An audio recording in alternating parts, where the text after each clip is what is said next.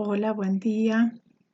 Hoy vamos a comentar la semiología de la hemostasia y trastornos de la coagulación. Bueno, como definición de hemostasia podemos decir que es el conjunto de eventos o sucesos que se llevan a cabo en la sangre para finalmente formar el coágulo de fibrina. Una división didáctica es dividirlo en hemostasia primaria, donde interviene el factor vascular con la vasoconstricción y el factor plaquetario, ya sea con el recuento de plaquetas o con la calidad de las plaquetas.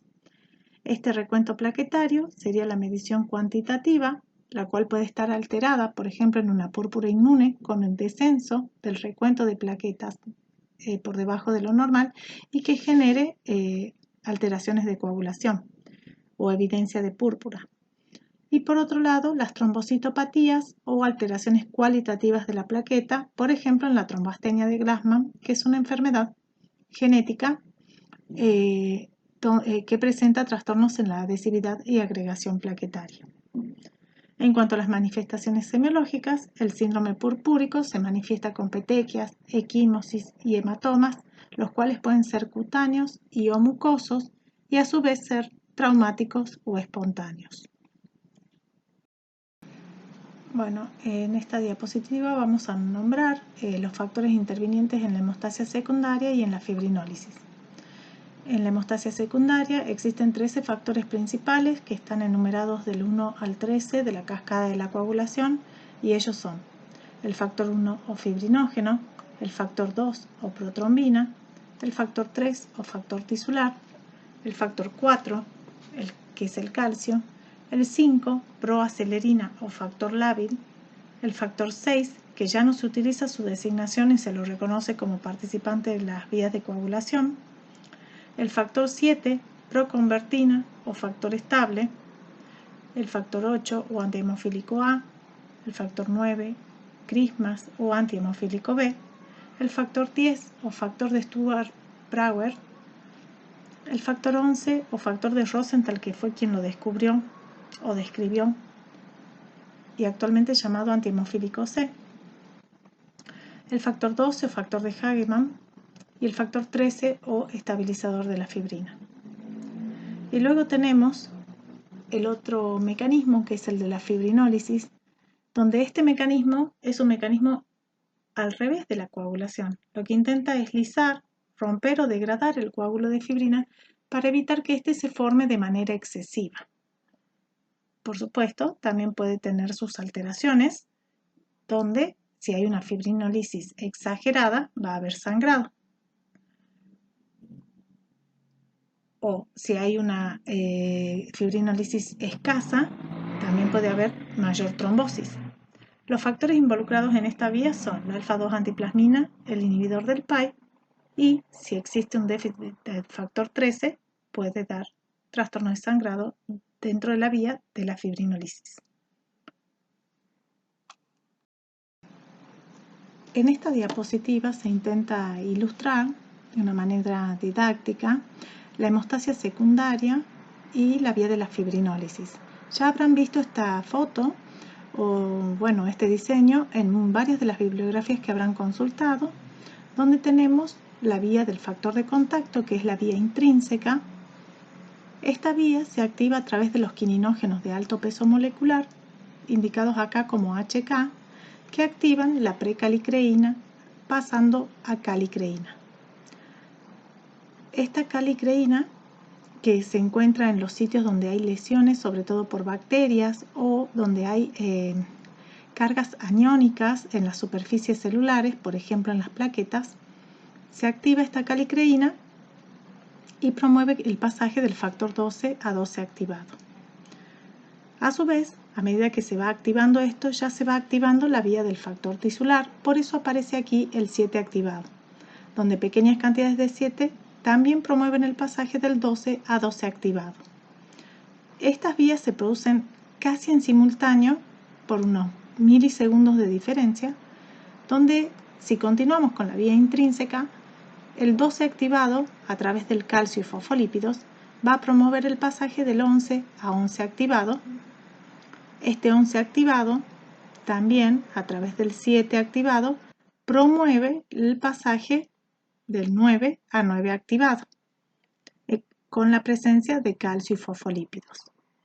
Hasta aquí llegamos a la fase de iniciación de la vía intrínseca. Por otro lado, tenemos la vía del factor tisular, que sería la vía extrínseca. Este factor tisular se expone en las superficies celulares por ejemplo a nivel endotelial, cuando se produce un daño tisular, por ejemplo un corte, una ruptura, un traumatismo. Y este factor tisular, a través del 10 activado, promueve el pasaje de 7 a 7 activado. Este 7 activado se une a la vía común. Esta vía común se inicia con el 10 que pasa a 10 activado. A su vez el 10 promueve la activación del 5 y del 8 para transformar el fibrinógeno en fibrina. Primero se activa el 2 que pasa protrombina a trombina o de 2 a 2 activado y eso favorece la transformación del fibrinógeno en fibrina. Al principio tenemos una fibrina lábil. ¿Qué quiere decir esto? Que es una fibrina poco densa o que se puede romper fácilmente. Y en ese momento actúa el factor 13, que es el estabilizador de la fibrina, produce los polímeros de fibrina y así se produce un coágulo más estable o más duro para que no se desarme. Pero por otro lado, a su vez de que están estas vías de coagulación, tiene que haber una vía que contrarreste la acción de la coagulación, porque si no puede ser que esa coagulación se realice en forma excesiva o exagerada y sea más perjudicial que reparadora. Entonces vienen a jugar un papel importante el plasminógeno y la plasmina, que lisan este coágulo de fibrina. En ese mecanismo o en esa vía de fibrinólisis existen varios factores también, la alfa-2 antiplasmina, el PDF, el dímero D, que son los remanentes del coágulo de fibrina. Y así podemos tratar de incluir las tres vías que acabamos de ver, de la hemostasia secundaria y la fibrinólisis.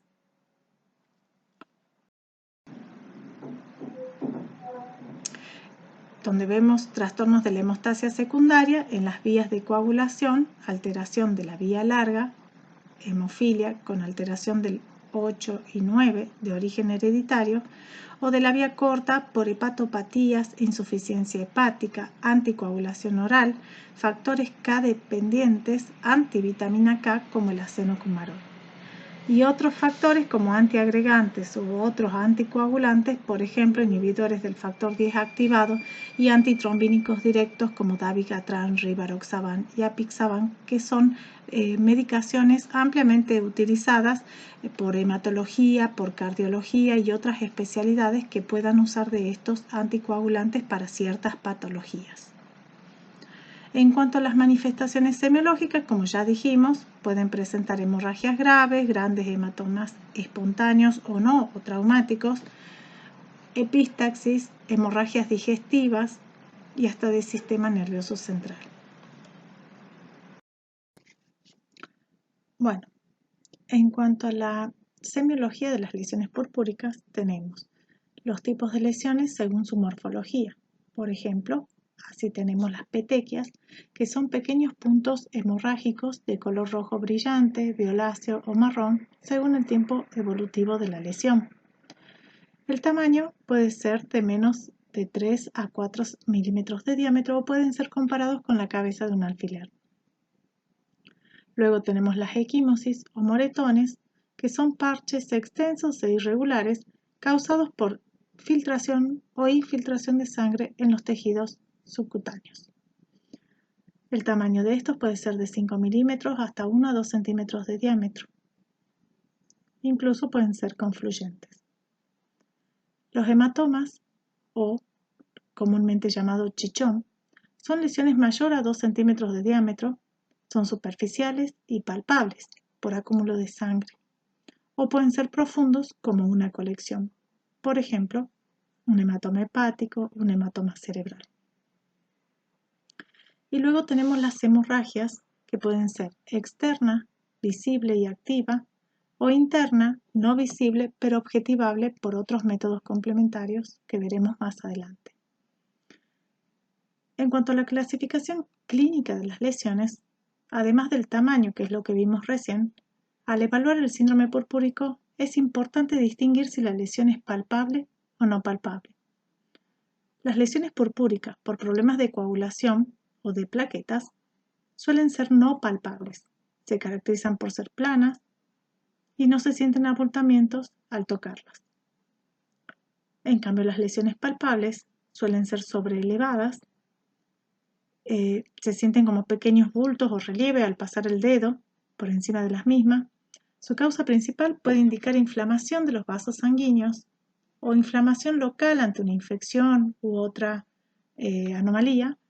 Por ejemplo, la púrpura de John-Henoch es un ejemplo de vasculitis donde se puede observar la púrpura palpable. El signo clave de estas lesiones es la vitropresión, o de las lesiones purpúricas es la vitropresión. ¿Y qué sería la vitropresión? Para realizar el signo de la vitropresión necesitamos contar con un portaobjetos, que es el vidrio donde nosotros realizamos el extendido de sangre periférica, o sea, el frotis. Ese mismo vidrio, pero limpio, lo podemos utilizar para apretar o aplanar y hacer desaparecer las lesiones purpúricas. Si esa lesión purpúrica que estamos evaluando tras la presión con el vidrio desaparece, es probable que esa lesión se trate de alguna lesión de tipo inflamatoria, como un eritema u otra lesión que puede ser vasculítica, y no por un trastorno de la sangre. Los trastornos de la sangre en las lesiones no palpables son vitropresión negativas, o sea que no desaparecen tras la vitropresión.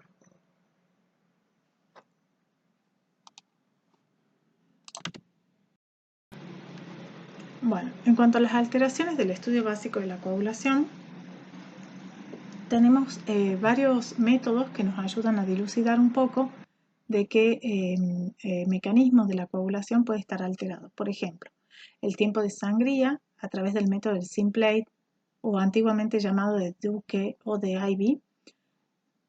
Lo que evaluaban era la formación del tapón plaquetario in vivo. Este método en general se puede realizar en el lóbulo de la oreja o en el antebrazo a través de unos pequeños cortecitos muy finos, evaluando el tiempo que demora en parar el sangrado cuando uno realiza una lesión o incisión. Este puede verse alterado en trombocitopatías o en trombocitopenias de cualquier etiología. En cuanto al recuento plaquetario, lo vamos a ver en el Coulter. El Coulter es el aparato automatizado que indica el número de plaquetas de esa persona, evalúa la producción y supervivencia plaquetaria y puede verse alterado en trombocitopenias o trombocitosis también. Y nosotros a este recuento plaquetario lo vamos a confirmar a través del frotis de sangre periférico. En cuanto al tiempo de protrombina, que evalúa la vía extrínseca, tenemos que intervienen el factor 7, el 10, el 5, el 2 y el 1. En este se puede ver alterado ante pacientes que tomen anticoagulantes orales, sobre todo antivitamina K, que inhiben la producción de los factores K dependientes, que son el 2, el 5, el 7 y el 9, o cuando hay un déficit de vitamina K por trastornos de la absorción, ciertas diarreas u otras patologías que impidan la absorción de la vitamina K, ante hepatopatías, porque el hígado es el principal productor de los factores de coagulación, ante coagulopatías por consumo, que la coagulopatía por consumo es cuando se consume, ya sea en forma interna, los factores de coagulación, por ejemplo, ante una activación de la coagulación, por ejemplo, en un aneurisma, en un cavernoma, en una púrpura trombocitopénica trombótica, Allí hay consumo de los factores de coagulación, así como cuando hay una pérdida por hemorragia. Allí también se consumen los factores, pero por pérdida.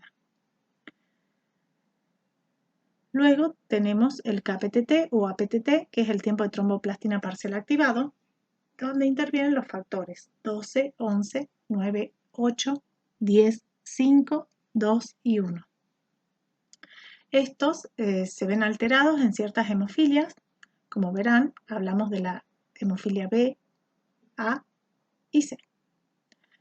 La administración de heparina,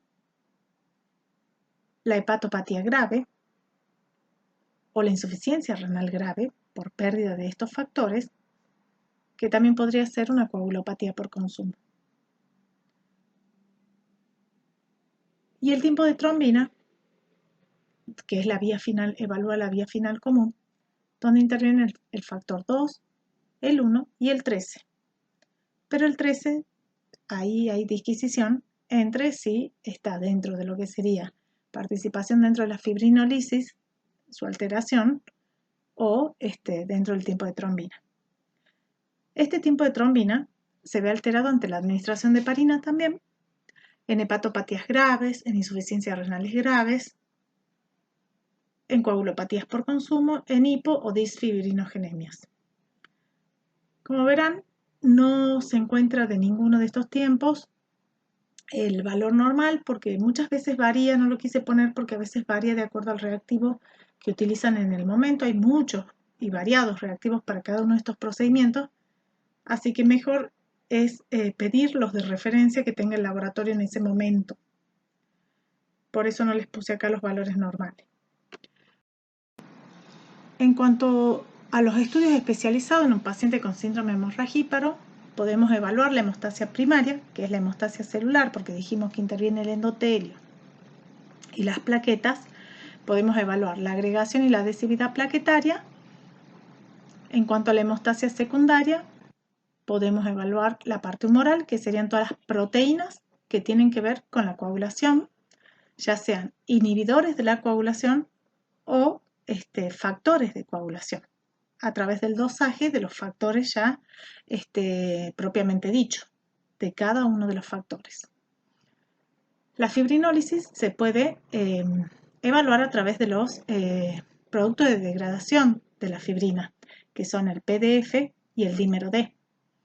También existe una técnica específica que es la lisis de euglobulinas para ciertas patologías y el dosaje de alfa-2 antiplasmina y el inhibidor del PAI-1, pero no los tenemos a estos últimos disponibles. Y luego las púrpuras vasculares, que se diagnostican con el estudio anatomopatológico e inmunohistoquímico de los trastornos vasculares, o sea, a través de biopsia. O de estudio de viscosidad sanguínea, pero es más engorroso y no todos los centros lo tienen para el estudio de la viscosidad sanguínea. Bueno, ahora pasando a la contracara de lo que es los problemas o los trastornos de sangrado, tenemos los estados protrombóticos. Dentro de estos tenemos los adquiridos, que por ejemplo podrían ser fisiopatogénicamente trastornos de la pared vascular, la aterosclerosis, las vasculitis, los materiales protésicos endovasculares, la hiperhomocisteinemia adquirida por déficit de ciertas vitaminas, como ser la B6, la B12 o ácido fólico en ciertas patologías, como ser la insuficiencia renal o hepática. Trastornos reológicos por éstasis sanguíneo.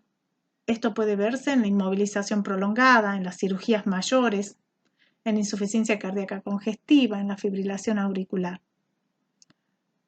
Y tercero, la hipercoagulabilidad sanguínea, que puede estar mediada por una fase plaquetaria, como ser en los síndromes mieloproliferativos crónicos, la hemoglobinuria paroxística nocturna, la trombocitopenia inducida por heparina, la púrpura trombocitopénica trombótica y el síndrome antifosfolipídico.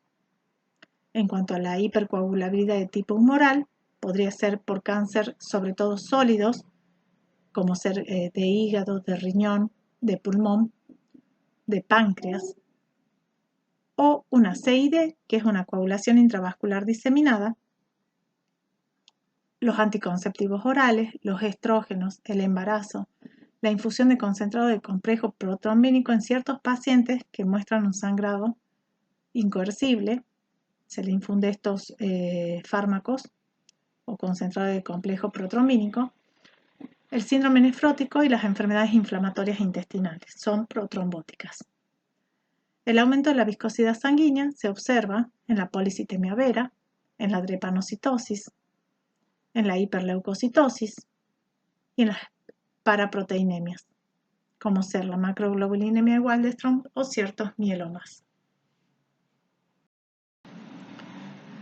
Luego tenemos síndromes por oclusión arterial aguda sistémica, que puede ser por trombosis, que sería a nivel local, o por embolia, donde migró un émbolo y impactó a nivel distal a donde se encontró la lesión inicial. Así tenemos, por ejemplo, si afecta al corazón, puede manifestarse con angina de pecho o infarto agudo de miocardio, a nivel del sistema nervioso central, con déficit neurológico motor, sensorial o cognitivo de instalación aguda, y a nivel del aparato locomotor, con palidez, ausencia de pulsos, parestesias, hipoestesia, dolor o parálisis, ya sea tardía por pérdida de vitalidad del miembro.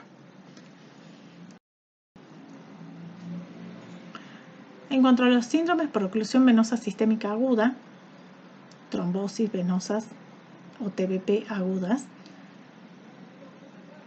podemos encontrar afectación del aparato locomotor, donde se va a manifestar con edema por obstrucción o éstasis del retorno venoso, con cianosis o eritema, con dolor en el trayecto del vaso afectado, causado por la distensión venosa y la rémora o la éstasis sanguínea.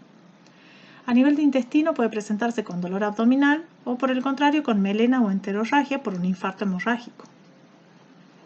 A nivel del sistema porta, se puede manifestar con hipertensión portal asintomática, eso sería en una trombosis crónica, o con dolor abdominal más hemorragia digestiva y ascitis si compromete las venas mesentéricas.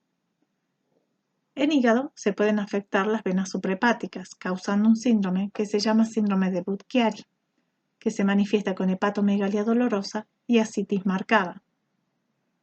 A nivel cerebral, es muy variada la presentación clínica de acuerdo a la localización y a la extensión de la lesión.